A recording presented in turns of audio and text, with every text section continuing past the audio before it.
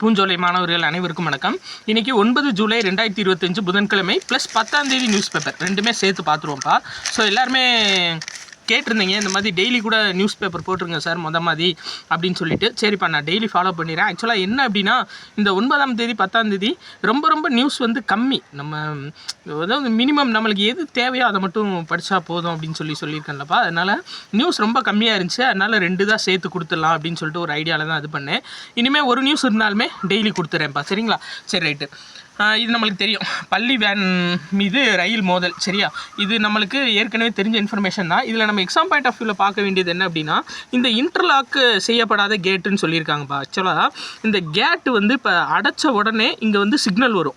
ட்ரெயினுக்கு வந்து சிக்னல் வர்ற மாதிரி இருக்கிற அமைப்பு தான் என்ன அப்படின்னா இந்த இன்டர்லாக் சிஸ்டம். சரியா? இந்த இன்டர்லாக் சிஸ்டம் வந்துட்டு இல்லை, இதில் ஒரு சில கேட்டில் மட்டும்தான் இந்த இன்டர்லாக் சிஸ்டம் இருக்குது.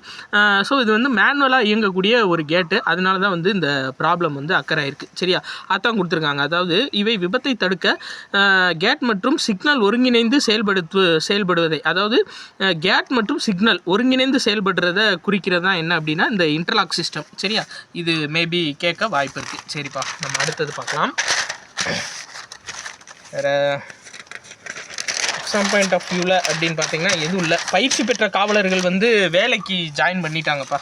Right, okay. அடுத்து கூடிய சீக்கிரத்தில் பிசி கால்ஃபார் வந்தாலும் வரலாம். அடுத்து இந்த இது பாருங்கள். அதாவது ஆளுநர் ரவியிடம் மாநில நிதி தணிக்கை அறிக்கை அளிப்பு அப்படின்னு சொல்லியிருக்காங்க. அதாவது ஒரு மாநில அரசோட கணக்குகள் குறித்த தணிக்கை அறிக்கையை ஆளுநருக்கு கொடுக்கணும். அதாவது அவங்க பண்ண ஆடிட்டை வந்து ஆளுநருக்கு கொடுக்கணும் அப்படின்னு சொல்கிற சட்டப்பிரிவு என்னென்னா 151 கிளாஸ் 2பா. சரியா? ரொம்ப முக்கியமானது. அதாவது ஒரு மாநில அரசு வந்து அவங்க எடுத்த ஆடிட்டிங்க, அவங்க எடுத்த கணக்குகள் குறித்த தணிக்கை அறிக்கையை வந்து ஆளுநர்கிட்ட சமர்ப்பிக்கணும் அப்படின்னு சொல்கிற ஆர்டிக்கல் என்னன்னு சொல்லி பார்த்தீங்கன்னா 151 கிளாஸ் 2. ஸோ இதை வச்சு ஆளுநர் என்ன பண்ணுவார் அப்படின்னா, எப்போ சட்டப்பேரவை கூடுதோ அதில் வந்துட்டு இதை வந்து வாசிப்பார். சரியா? இந்த அறிக்கை மாநில சட்டப்பேரவையில் தாக்கல் செய்யப்படுது. இந்த அறிக்கை தான் வந்து என்ன பண்ணும் அப்படின்னா மாநில சட்டப்பேரவையில் தாக்கல் செய்யப்படும் அப்படின்னு சொல்லி கொடுத்துருக்காங்க. நம்மளுக்கு தேவை என்னென்னா 151 கிளாஸ் 2. இதுதான் எக்ஸாம் பாயிண்ட் ஆஃப் வியூவில் நம்மளுக்கு தேவை. சரியாப்பா? அதே மாதிரி பாருங்கள், இந்த இது முக்கியமான இன்ஃபர்மேஷன்ப்பா. நம்ம முடிஞ்சளவு பார்த்து பிரிக்ஸை வந்து நியூஸை நம்ம முடிஞ்சளவு எடுத்து துவச்சி முடிச்சிட்டோம். சரியா? இதில் நம்ம பிரேசிலில் வந்துட்டு இந்த பிரிக்ஸ் மாநாடு பிரேசிலில் ரியோ டி ஜெனீரோவில் நடக்குது அப்படின்னு சொல்லிட்டு நம்ம சொல்லியிருந்தோம். ஆக்சுவலாக பிரேசிலோட தலைநகரம் என்னென்னா பிரேசிலியா. சரியா? இப்போ ஒரு வேளை கேட்டாங்க அப்படின்னா நீங்கள் வந்து ரியோ டி ஜெனீரோன்னு போட்டக்கூடாது. பிரேசிலோட தலைநகரம் என்ன அப்படின்னா பிரேசிலியா. மொத்தம் 10 நாடுகள் இருக்குப்பா பிரிக்ஸில். சரியா? இதையும் நான் வச்சுக்கோங்க. ஸோ நாடு முழுவதும் வந்து பார்த்தீங்கன்னா 16,586 பாதைகள் வந்து இந்த மாதிரி, அதாவது ரயில்வே கேட்டோட இருக்காம்பா. இதுக்கு முன்னாடி 17,000 பாதைகள் இருந்துச்சு. அதில் வந்து 497 வந்து அண்டர் கிரவுண்டாவோ இல்லை வந்து மேலே மேம்பாலங்கள் கட்டியோ அதை வந்து க்ளோஸ் பண்ணிட்டாங்க. இன்னும் 16,586 பாதைகள் வந்து இருக்கிறதா போட்டிருக்காங்க. சரியா? Right, okay. வேறு எக்ஸாம் பாயிண்ட் ஆஃப் வியூவில் பார்த்தீங்க அப்படின்னா இந்த இதுப்பா. அதாவது ஆசிய ஜூனியர் பளுதூக்குதல் சாம்பியன்ஷிப் போட்டி இது நடந்துகிட்ருக்கு. எங்கே அப்படின்னா அஸ்தானா, கஜகஸ்தானில் அஸ்தானா அப்படின்ற இடத்துல நடந்துகிட்ருக்கு.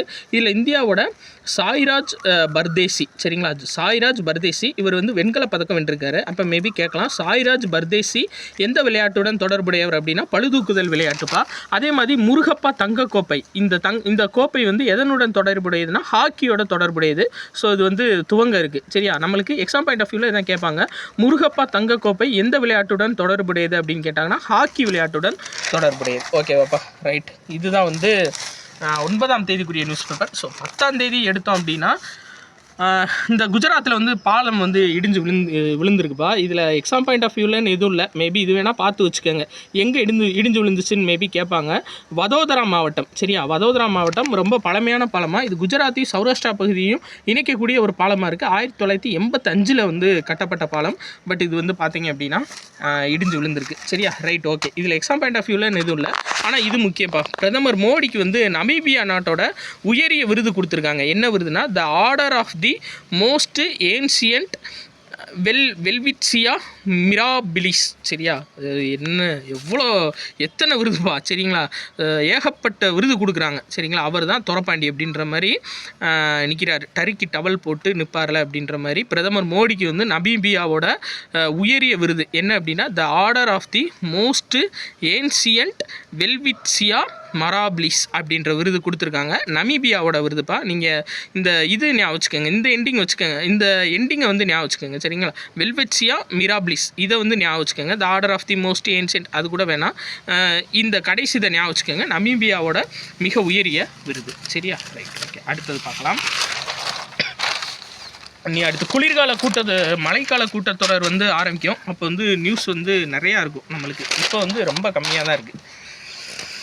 மழைக்கால கூட்டத்தொடர் ஆரம்பிச்சிருச்சுன்னா நியூஸ் எடுக்கவே டயம் இருக்காது. அதுவே ஒரு அரை மணி நேரம் எடுக்கிற மாதிரி இருக்கும். Right, okay. இந்த முக்கியம்ப்பா. அதாவது இந்த பழைய ஓய்வூதிய திட்டத்தை வந்து கொண்டு வரணும் அப்படின்னு சொல்லி கேட்டுட்ருக்காங்களே. இந்த பழைய ஓய்வூதிய திட்டத்தை வந்து கொண்டு வர்றதுக்காக யார் தலைமையில் குழு அமைச்சிருக்காங்க அப்படின்னா ஐஏஎஸ் ககன்தீப் சிங் பேடி அவர் தலைமையில் குழு அமைக்கப்பட்டிருக்குப்பா.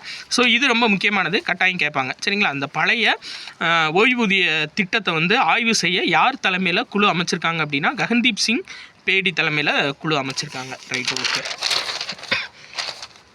அடுத்து இந்தப்பா, அதாவது அந்தமானில் வந்து கிரேட் நிக்கோபார் தீவு இருக்குது பார்த்தீங்களா. அங்கே வந்து ஒரு மிகப்பெரிய ஒரு உள்கட்டமைப்பு நடவடிக்கை நடக்க போகுது சரியா.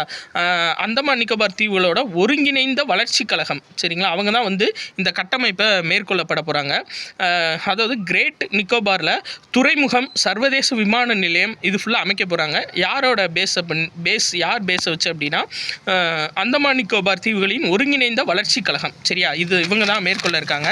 ஆனால் நியூஸ் என்ன அப்படின்னா இதில் வந்து பழங்குடியின மக்கள் அதிகமாக வசிக்கிற ஏரியா, அவங்களோட நிலம் பாதிக்கப்படும். அதனால் ஆர்டிஐயில் கேட்டதுக்கு இன்னும் பதில் கொடுக்காமல் வச்சுருக்காங்க. அதான் நியூஸ் ஆக்சுவலாக. ஆனால் எக்ஸாம் பாயிண்ட் ஆஃப் வியூவில் இதுதான் சரியா. அந்தமான் நிக்கோபாரோட ஒருங்கிணைந்த வளர்ச்சி கழகம் கிரேட் நிக்கோபார் தீவில் வந்து மிகப்பெரிய ஒரு உள்கட்டமைப்பு செய்ய காத்துட்ருக்காங்க சரியா. ரைட், அடுத்து இந்தப்பா, உலகின் முன்னணி தொழில்நுட்ப நிறுவனம் நம்ம ஆப்பிள் நிறுவனம் இருக்குது பார்த்தீங்களா.